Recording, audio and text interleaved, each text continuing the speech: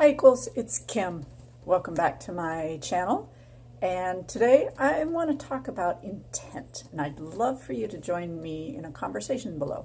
The word intent and the idea has been coming up for me a lot lately. And so I thought I'd talk about it. This is part of my continuing series on making America compassionate again. And here's what I have talked about before was that, sometimes people, when they are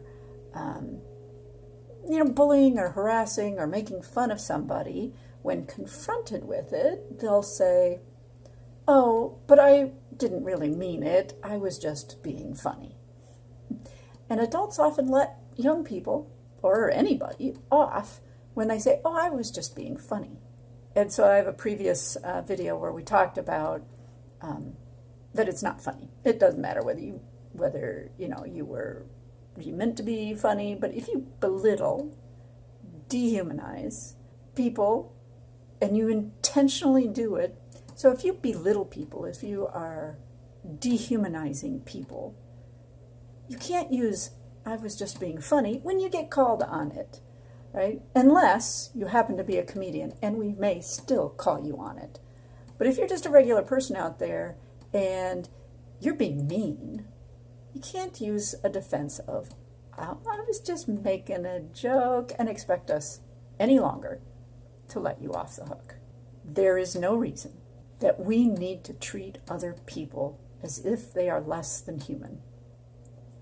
And doing so isn't funny. So let's start talking about intent. Intent means you set out to do something. And I'm going to bet the people who say, "Oh, I was just being funny," didn't originally intend it that way. Now, if they're young, they may have been trying to get other people to like them. I've heard a young person give me that, where they say, "Well, I have to call other kids," in this case, the word they were using was fag. "I have to call other kids fag in the hallway, otherwise they'll think I'm gay." Unfortunately, that actually is the case sometimes. But that wasn't an attempt to be, the intent there was not to be funny.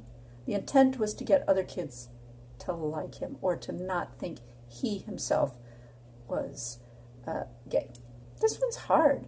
How do we teach our kids that they don't need to make fun, belittle, or dehumanize other people in order to belong, in order to avoid being harassed themselves? How do we create a culture of let's be kind to each other, and that is the way you belong?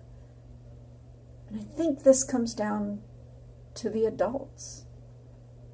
And as we can see in our current culture, there are a lot of adults out there who want, well, we all know they want their president to be somebody who says what they think. I heard that early on in the campaign, and a couple years ago now. "Well, yeah, we like this candidate because he says the things that we want to be able to say." Why do we want to say things that belittle other people? I don't understand.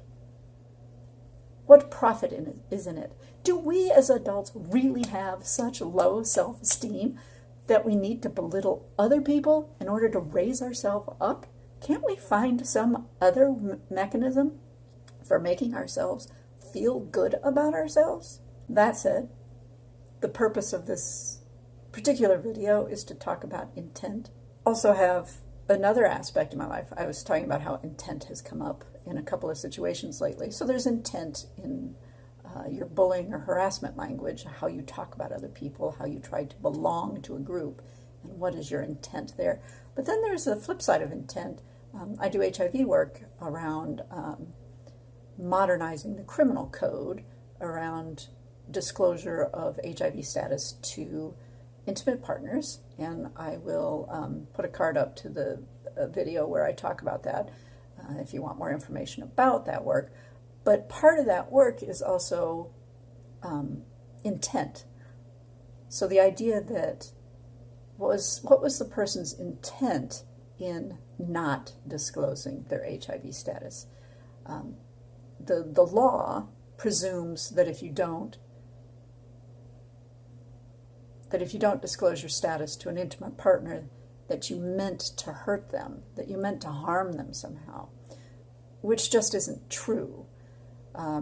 Some women fear domestic violence if they disclose their HIV status to an intimate partner, not just women, but men. Some people are in such a mental health crisis around finding out that they're HIV positive that they really aren't in a position to disclose, mentally, to know that to understand that they need to disclose. They may be in denial. There's all kinds of reasons for why somebody doesn't disclose their HIV status. Right? Let's just think about stigma as one of those. The HIV still carries such a stigma around it. But this idea that the intent is assumed in this particular case, that if you don't disclose, then it is assumed, at least legally and in law, that you meant to harm somebody, and therefore you should be put in prison, is essentially the thinking. So, a couple of places where intent has come up for me as an idea around LGBT issues, whether it's bullying and harassment, whether you intended to hurt somebody or whether you were just being funny, and in HIV, in the intent. How about you? Where has intent arisen in your life? I'd love to hear from you in the comments below. If you like this series, the Making America Compassionate Again series, give me a thumbs up, hit the red bell so you get more notifications every time I come out with a new video. Love to hit the subscribe button. Maybe I said that already. Hit that red subscribe button. It helps my channel get boosted by Facebook so that more people get my message. Love to hear from you in the comments. What's your relationship with the word intent these days? Have a good one, equals. Bye.